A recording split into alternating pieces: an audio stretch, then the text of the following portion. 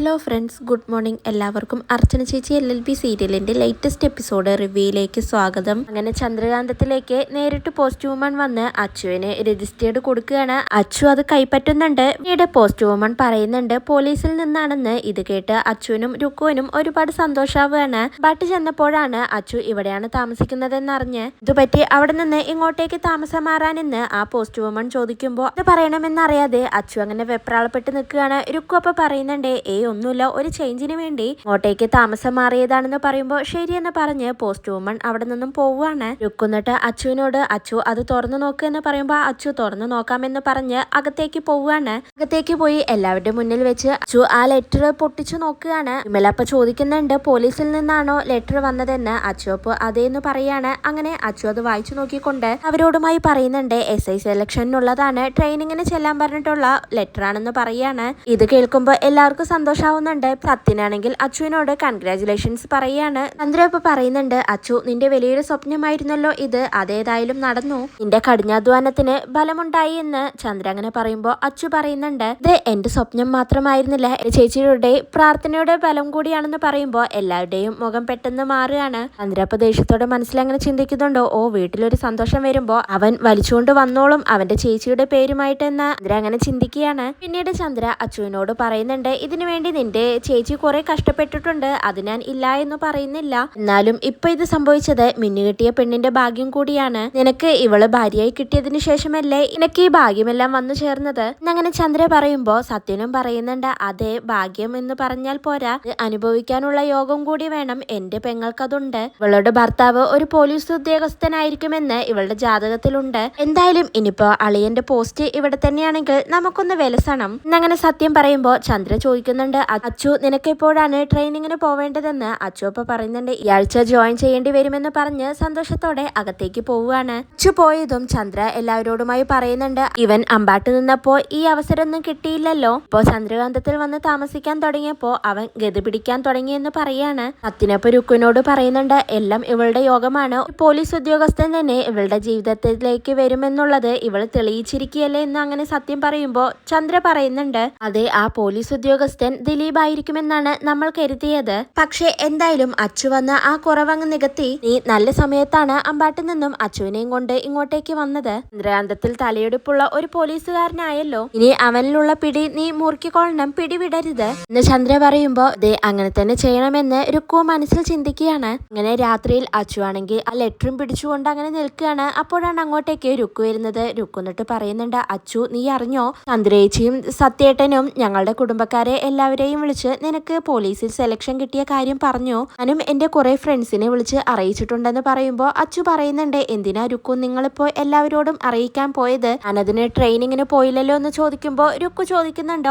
Order കിട്ടിയ സ്ഥിതിക്ക് നീ പോവാതിരിക്കില്ലല്ലോ, എന്താ അച്ചു നിനക്കെന്താ ഇതിന് പോവാൻ ഉദ്ദേശമില്ലേ, നീ അങ്ങനെയൊന്നും ചിന്തിക്കരുത്, നീ ഇനി പോയില്ലെങ്കിൽ അതെല്ലാം ഞങ്ങൾക്ക് നാണക്കേടാണെന്ന് രുക്കു പറയുമ്പോ അച്ചു പറയാണ് പോകുന്നില്ലെന്ന് ഞാൻ പറഞ്ഞില്ലല്ലോ രുക്കു, ട്രെയിനിങ്ങിന് പോകണമെങ്കിൽ കുറച്ച് ചെലവുണ്ട്, ചില സാധനങ്ങളെല്ലാം വാങ്ങാനുണ്ട്, പണത്തിന്റെ ചിലവാണ്, അതിനുവേണ്ട സമ്പാദ്യമൊന്നും ഇപ്പൊ എന്റെ അടുത്തില്ല, ഇവിടെ ആരോടെങ്കിലും പണം ചോദിച്ചാൽ കിട്ടുമോ എന്ന് ചോദിക്കുമ്പോ രുക്കു പറയുന്നുണ്ട് അയ്യേ ഇവിടെ ആരോടും ചോദിക്കരുത്, നിനക്ക് നിന്റെ അഭിമാനത്തിന്റെ പ്രശ്നവും എനിക്ക് നാണക്കേടുമാണ്, അത് മാത്രമല്ല നമ്മൾ രണ്ടുപേരും വീട്ടുകാരെ ധിക്കരിച്ചുകൊണ്ട് സ്നേഹിച്ച് കല്യാണം കഴിച്ചതാണ്, സ്ഥിതിക്ക് നീ എന്റെ വീട്ടുകാരോട് പണം ചോദിക്കുന്നത് അതെനിക്ക് ക്ഷീണാവും, ഭർത്താവിന്റെ കയ്യിൽ 10 പൈസ എടുക്കാനില്ലെന്നറിഞ്ഞാൽ അതെനിക്ക് നാണക്കേടാണെന്നൊക്കെ രുക്കു അങ്ങനെ പറയുമ്പോ അച്ചു വീണ്ടും ചോദിക്കുന്നുണ്ട് പണത്തിന് പിന്നെ എന്ത് ചെയ്യും, നിന്റെ കയ്യിൽ എന്തെങ്കിലും സ്വർണ്ണം ഉണ്ടെങ്കിൽ നമുക്കത് പണയം വെക്കാമെന്ന് പറയുമ്പോൾ രുക്കു പറയുന്നുണ്ട് നാണമില്ല അച്ചു നിനക്ക്, അരിയുടെ സ്വർണം വെച്ച് ജീവിക്കുന്ന ഒരു ഗതികെട്ടവനാണെന്ന് ഇവിടെയുള്ളവരെ കൊണ്ട് പറയിപ്പിക്കണോ, ഇവിടെയുള്ളവർ അറിയാതെ എനിക്ക് എന്റെ സ്വർണം എടുക്കാൻ കഴിയില്ല, നിനക്ക് പണം ആവശ്യമുണ്ടെങ്കിൽ നീ നിന്റെ ഏതെങ്കിലും ഫ്രണ്ട്സിനോട് ചോദിച്ചു നോക്ക് എന്ന് പറയുമ്പോൾ അച്ചു പറയുന്നുണ്ട്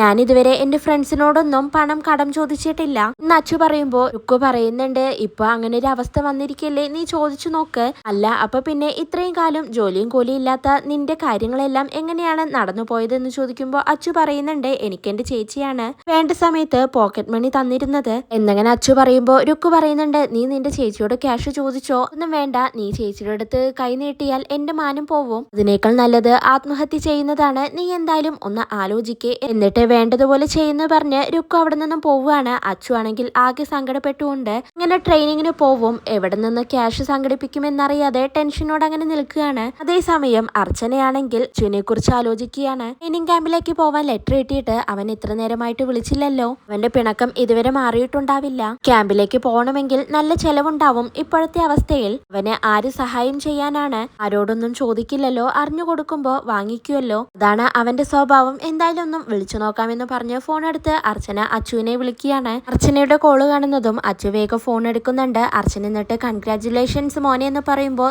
അച്ചു താങ്ക്സ് ചേച്ചി എന്ന് പറയുന്നുണ്ട്. എനിക്ക് അങ്ങോട്ടേക്ക് വിളിക്കാൻ പറ്റിയില്ല, വിളിക്കണമെന്ന് വിചാരിച്ചപ്പോഴാണ് ചേച്ചി ഇങ്ങോട്ടേക്ക് വിളിച്ചത് എന്ന് അച്ചു പറയുമ്പോൾ അർച്ചന പറയാണ്, നീ വിളിച്ചില്ലെങ്കിലും നിങ്ങളെല്ലാവരും അറിഞ്ഞുവല്ലോ. നന്നായി മോനെ, നിന്റെ സ്വപ്നം എന്തായാലും സഫലമാവാൻ പോവുകയല്ലേ. നീ ഉയരങ്ങളിൽ എത്തണം. ചേച്ചിയുടെ പ്രാർത്ഥന എന്നും നിന്റെ കൂടെ ഉണ്ടാവും. അതൊക്കെ പോട്ടെ, നിനക്ക് എന്നാണ് പോവേണ്ടത് എന്ന് അർച്ചന ചോദിക്കുമ്പോൾ അച്ചു പറയുന്നുണ്ട്, ഉടനെ പോകണം ചേച്ചി, പക്ഷേ ഡേറ്റ് തീരുമാനിച്ചില്ല എന്ന് പറയുമ്പോൾ അർച്ചന പറയാണ്, ഡേറ്റ് തീരുമാനിക്കാത്തതിന്റെ കാരണം എനിക്ക് മനസ്സിലായി. ഞാൻ എന്തായാലും നിനക്ക് കുറച്ച് ക്യാഷ് അയച്ചേക്കാം. ഞാൻ ക്യാഷ് തരുന്ന കാര്യം നീ അവിടെ ആരോടും പറയണ്ട. മറ്റുള്ളവരുടെ മുന്നില് നീ സഹായം ചോദിച്ച് വിഷമിക്കാൻ പാടില്ലല്ലോ. അങ്ങനെ ഒരു സാഹചര്യം ഈ വീട്ടിൽ വെച്ച് നിനക്ക് ഉണ്ടായിട്ടില്ലല്ലോ. ട്രെയിനിങ് നീ വിജയകരമായി പൂർത്തിയാക്കണം. നന്നായി പരിശീലിച്ച് സത്യവും നീതിയും പരിപാലിക്കുന്ന നല്ലൊരു പോലീസ് ഓഫീസർ ആവണം. പിന്നെ ക്യാമ്പിൽ ഓട്ടവും ചാട്ടവും ഒക്കെ ഉണ്ടായിരിക്കും. പരിക്കൊന്നും പറ്റാതെ നീ ശ്രദ്ധിക്കണം. ആരോഗ്യം നീ ശ്രദ്ധിക്കണം എന്നും ഞാൻ നിനക്ക് വേണ്ടി പ്രാർത്ഥിക്കാം. ഇവിടെ എല്ലാവരുടെയും ആഗ്രഹമായിരുന്നല്ലോ നീ പോലീസ് ആവണമെന്ന്. പോകുന്നതിന് മുന്നേ എന്തായാലും സമയം കിട്ടിയാൽ നീ ഇങ്ങോട്ടേക്കൊന്ന് വരണം. വേറൊന്നും ചേച്ചിക്ക് പറയാനില്ല, പോയി നന്നായി വായെന്ന് പറഞ്ഞ് കരഞ്ഞുകൊണ്ട് അർച്ചന ഫോൺ അങ്ങനെ കട്ട് ചെയ്യാണ്. അച്ചുവിനും നല്ല സങ്കടാവുന്നുണ്ട്. അതിനുശേഷം അർച്ചന അപ്പൊ തന്നെ അച്ചുവിന്റെ ഫോണിലേക്ക്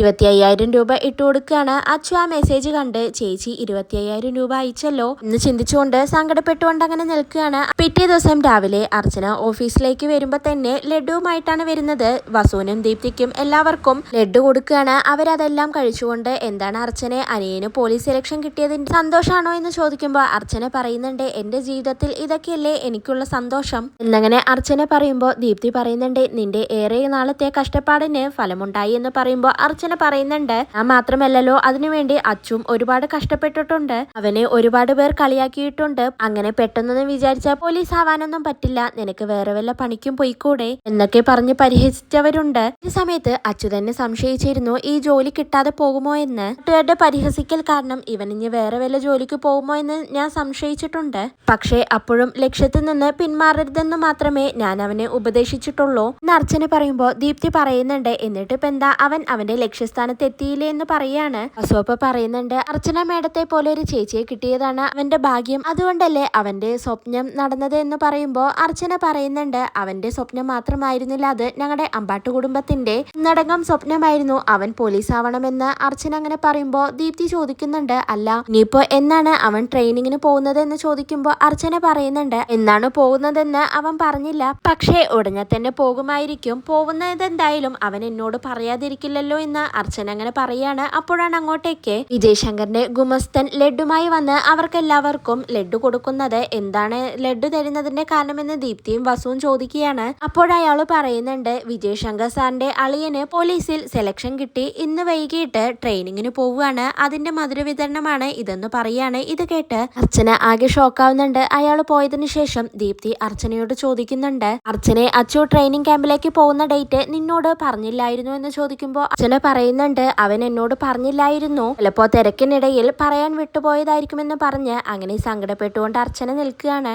എന്നാൽ ക്യാമ്പിലേക്ക് പോകുന്നതിന് മുന്നേ അച്ചുവും രുക്കുവും കൂടി അമ്പാട്ടിലേക്ക് യാത്ര പറയാനായി വരുമെന്ന പ്രതീക്ഷയിൽ അർച്ചന നേരെ ഓഫീസിൽ നിന്നും കടയിൽ പോയി ഭക്ഷണം വെക്കാനുള്ള സാധനങ്ങളെല്ലാം വാങ്ങിച്ചുകൊണ്ട് വീട്ടിലേക്ക് സന്തോഷത്തോടെ എത്തുകയാണ്. അത് കണ്ട് രമ്യയും മഞ്ജുവും ചോദിക്കുന്നുണ്ട്, ചേച്ചി ഓഫീസിലേക്കല്ലേ പോയത്, എന്നിട്ട് എന്താണ് ഇങ്ങോട്ടേക്ക് വന്നത്, സാധനങ്ങൾ എന്തെങ്കിലും വാങ്ങണമെങ്കിൽ ഞങ്ങൾ പോയി വാങ്ങില്ലായിരുന്നു എന്ന് ചോദിക്കുമ്പോൾ അർച്ചന പറയുന്നുണ്ട്, നിങ്ങളെ വിട്ടയച്ച് വാങ്ങാനുള്ള സമയമില്ലായിരുന്നു, അതുകൊണ്ടാണ് ഞാൻ തന്നെ പോയി എല്ലാം വാങ്ങിയിട്ട് വന്നത്. ഇന്നൊരു സന്തോഷമുള്ള ദിവസമായിരുന്നല്ലോ, ഓഫീസിൽ ചെന്നപ്പോഴാണ് ഞാൻ ആ കാര്യം അറിഞ്ഞത് എന്നാണ് നമ്മുടെ അച്ചു പോലീസ് ക്യാമ്പിലേക്ക് ട്രെയിനിങ്ങിന് പോകുന്നത്. അപ്പോഴേക്കും ഇത് കേട്ട് അങ്ങോട്ടേക്ക് ചിന്നുവും വരികയാണ്. ചിന്നു ചോദിക്കുന്നുണ്ട്, അമ്മ ഇന്നാണോ കുഞ്ഞമ്മാവൻ പോകുന്നത് എന്ന് ചോദിക്കുമ്പോൾ അർച്ചന പറയുന്നുണ്ട്, അതെ ഇന്നാണ് പോകുന്നത്, രാത്രിയിലെ ട്രെയിനിനാണ് പോകുന്നത്. അച്ചുവിന് അമ്പാട്ടിൽ നിന്ന് നല്ലൊരു യാത്രയയപ്പ് തന്നെ നൽകണം, അതിനുവേണ്ടിയാണ് ഞാൻ ഇതെല്ലാം വാങ്ങിച്ചുകൊണ്ട് വന്നത്. അച്ചും രുക്കും ഇങ്ങോട്ടേക്ക് വന്നേക്കുമെന്ന് അർച്ചന പറയുമ്പോൾ മഞ്ജു ചോദിക്കുന്നുണ്ട്, രുക്കു വരുവോ എന്ന്. അർച്ചന ഇപ്പൊ പറയാണ്,